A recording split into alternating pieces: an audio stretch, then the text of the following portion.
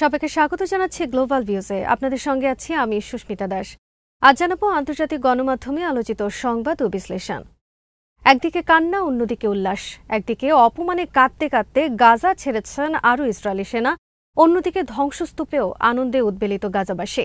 এই বাস্তবতার মধ্যে ইসরায়েলি বিশ্লেষকরা বলছেন, এখনই বলা যায় গাজা যুদ্ধের চূড়ান্ত সমাপ্তি ঘটেছে। কিন্তু গাজার ব্যর্থতা ঢাকতে পশ্চিম তীরে আগ্রাসন চালাচ্ছে ইসরায়েল। প্রতিরোধ যোদ্ধাদের পাল্টা হামলায় বেশ কয়েকজন দখলদার সেনার রক্তও ঝরেছে এখানে। এদিকে দুর্বিষহ সময় কাটছে উত্তর ইসরায়েলে। হিজবুল্লাহর ভয়ে শত চেষ্টায়ও ফেরানো যাচ্ছে না সেখানকার বসতি স্থাপনকারীদের। বৈশ্বিক প্রতিবাদের মুখে গাজা বিষয়ক বক্তব্য থেকে বেশ খানিকটা সরে এসেছেন ডোনাল্ড ট্রাম্প। ইসরায়েলের চ্যানেল 14 জানিয়েছে, অনেক ইসরায়েলি সেনা কান্না করতে করতে গাজা উপত্যকার নেতজারিম অক্ষ ছেড়েছেন। গাজা ছাড়ার সময় তারা বলেছেন, যদি তারা আবার গাজা যুদ্ধে ফিরে আসেন তাহলে তাদের ভাগ্যে মৃত্যু ছাড়া আর কিছুই জুটবে না। চ্যানেলটির বরাতে সংবাদ সংস্থা রাই আল ইয়ুম জানিয়েছে, গাজা সিটি এবং উপত্যকার উত্তরাংশকে মধ্য ও দক্ষিণাঞ্চল থেকে আলাদা করার জন্য ইসরায়েল নেতজারিম নামে এক করিডোর তৈরি করে। সেখানে বিপুল সেনা মোতায়েন করা হয়েছিল, কিন্তু হামাসের সঙ্গে যুদ্ধবিরতির পর শর্ত অনুযায়ী তারা সেই অঞ্চল ছেড়ে গেছেন। আলিউম বলেছে, চোখের জল ফেলতে ফেলতে ইসরায়েলি সেনারা বলেছেন, তারা মনে করেন 1 বছরেরও বেশি সময় ধরে গাজায় তারা যা করেছেন তা বৃথা গেছে।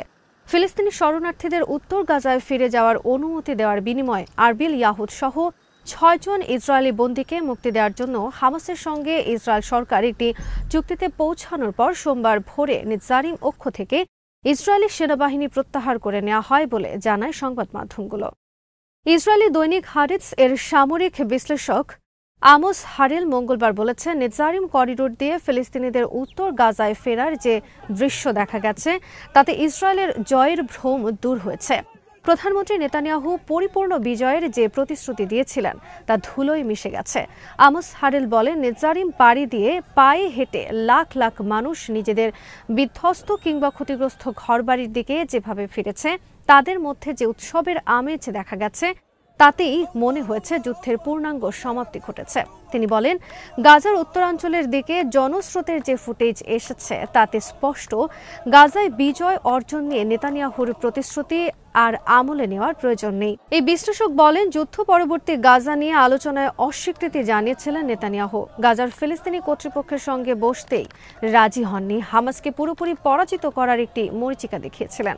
তিনি জোর দিয়ে বলেন, বর্তমান পরিস্থিতি বলছে এখন এসব নিয়ে নেতানিয়াহুর আর মাথা ঘামানোর সুযোগ নেই। মঙ্গলবার দ্বিতীয় দিনের মতো পশ্চিম তীরের তুলকারমে আগ্রাসন চালিয়েছে ইসরায়েলি বাহিনী।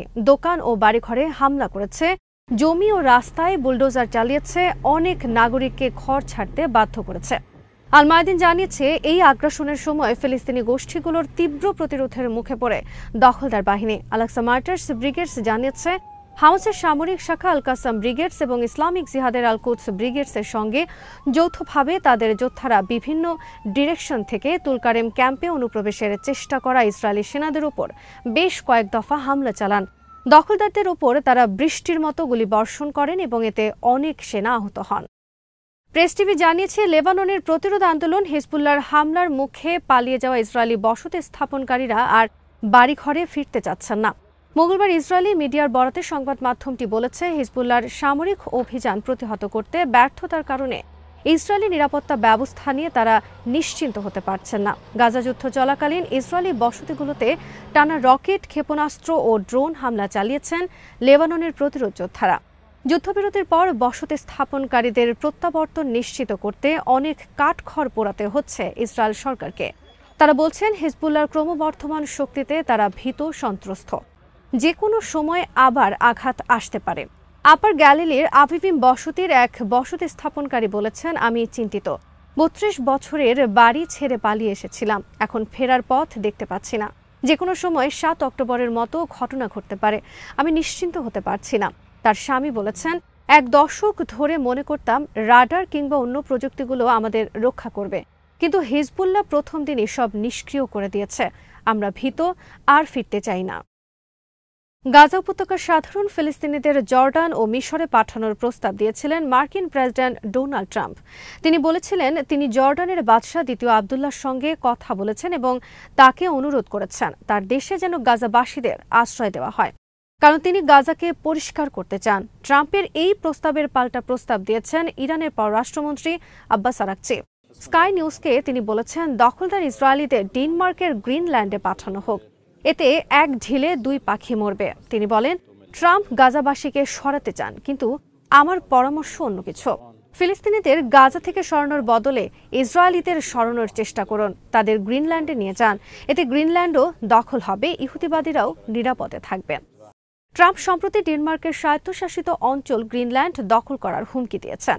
তিনি বলেছেন, ডেনমার্ককে যুক্তরাষ্ট্রের অংশ বানাবেন তিনি। ট্রাম্পের দাবি, যুক্তরাষ্ট্রের অর্থনৈতিক নিরাপত্তার জন্য গ্রিনল্যান্ড খুবই গুরুত্বপূর্ণ। প্রতিরোধ অক্ষের বর্তমান অবস্থা তুলে ধরে ইরানি পররাষ্ট্রমন্ত্রী বলেন, যুদ্ধে একসময় হামাস ও হিজবুল্লাহ ক্ষতিগ্রস্ত হলেও পরে তারা নিজেদের পুনর্গঠন করে নিয়েছেন।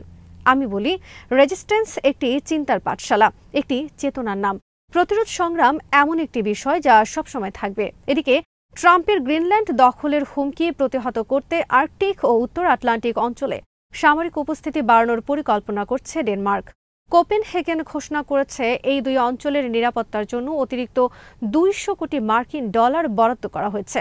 এ নিয়ে ইউরোপীয় দেশগুলোর সমর্থন চাইছে দেশটি। মঙ্গলবার এ নিয়ে বৈঠক করেছেন জার্মান চ্যান্সেলর ওলাফ শোলস এবং ডেনিশ প্রধানমন্ত্রী মেটে ফ্রেডেরিকসন। বৈঠকে নিজেদের প্রতিরক্ষা সহযোগিতার কথা পুনর্ব্যক্ত করেন তারা। ফ্রান্স এরই মধ্যে ডেনমার্কের সঙ্গে বিষয়টি নিয়ে আলোচনা করেছে। প্যারিস জানিয়েছে, প্রয়োজনে গ্রিনল্যান্ডে সেনা মোতায়েন করবেন তারা। গাজাবাসীকে মিশর এবং জর্ডানে স্থানান্তর নিয়ে ট্রাম্পের প্রস্তাবের সমালোচনা করে ফ্রান্স মঙ্গলবার বলেছে, ফিলিস্তিনিদের জোরপূর্বক বাস্তুচ্যুতি অগ্রহণযোগ্য হবে। ট্রাম্পের মন্তব্য সম্পর্কে জানতে চাইলে ফ্রান্সের পররাষ্ট্র মন্ত্রণালয়ের মুখপাত্র বলেন, গাজার বাসিন্দাদের জোরপূর্বক সরিয়ে নেওয়াকে গ্রহণযোগ্য মনে করে না ফ্রান্স। ইসরায়েল এবং ফিলিস্তিনিদের পাশাপাশি বসবাসের কথা উল্লেখ করে তিনি বলেন, ফিলিস্তিনিদের বাস্তুচ্যুত করা শুধু আন্তর্জাতিক আইনের লঙ্ঘন নয়, বরং এতে দ্বিরাষ্ট্রভিত্তিক সমাধানের পথে বড় প্রতিবন্ধকতা তৈরি হবে। ট্রাম্পের এই প্রস্তাব বাস্তবায়ন আমাদের ঘনিষ্ঠ মিত্র মিশর ও জর্ডানের জন্য অস্থিতিশীলতার কারণ হবে। গাজা থেকে বাসিন্দাদের সরিয়ে নেওয়ার আহ্বান জানানোর পর এবার কিছুটা ভিন্ন সুরে কথা বললেন ডোনাল্ড ট্রাম্প। ফিলিস্তিন সংকটে ইতি টানার জন্য দ্বিরাষ্ট্রভিত্তিক সমাধানের আলোচনায় আগ্রহ দেখিয়েছেন তিনি। ট্রাম্প বলেছেন, শিগগিরই ইসরায়েলের প্রধানমন্ত্রী বেঞ্জামিন নেতানিয়াহুর সঙ্গে দ্বিরাষ্ট্রভিত্তিক সমাধান নিয়ে আলোচনা করবেন তিনি। স্থানীয় সময় সোমবার রাতে মার্কিন প্রেসিডেন্টের ব্যবহৃত উড়োজাহাজ এয়ারফোর্স ওয়ানে সাংবাদিকদের সঙ্গে কথা বলেন ট্রাম্প। এই আলাপচারিতায় গাজা প্রসঙ্গ ওঠে। ট্রাম্প বলেন, বহু বছর ধরে গাজা একটি নরকে পরিণত হয়েছে। তিনি চান ফিলিস্তিনিরা এমন একটি এলাকায় বসবাস করুন যেখানে তারা কোনো বাধা, যুদ্ধবিগ্রহ এবং সংঘাত ছাড়া জীবন কাটাতে পারবেন। তাহলে কি মার্কিন প্রেসিডেন্ট দ্বিরাষ্ট্রভিত্তিক সমাধান চান না? এমন প্রশ্নের জবাবে ট্রাম্প বলেন, নেতানিয়াহু শিগগিরই ওয়াশিংটন সফরে আসছেন, তখন তিনি দ্বিরাষ্ট্রভিত্তিক সমাধান নিয়ে তার সঙ্গে আলোচনা করবেন। টাইমস অফ ইসরায়েলের খবর অনুযায়ী আগামী রোববার যুক্তরাষ্ট্র সফরে যাওয়ার কথা রয়েছে ইসরায়েলের প্রধানমন্ত্রীর।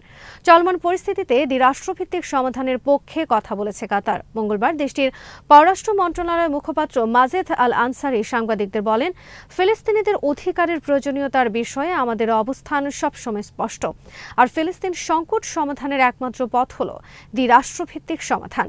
এদিকে কাতার ও তুরস্ক বলেছে, ইসরায়েলি কর্তৃপক্ষের কাছে গুরুতর অপরাধী হিসেবে দোষী সাব্যস্ত যেসব ফিলিস্তিনি যুদ্ধবিরতির আওতায় মুক্তি পেয়েছেন তাদের আমন্ত্রণ জানাবে দেশ দুটি।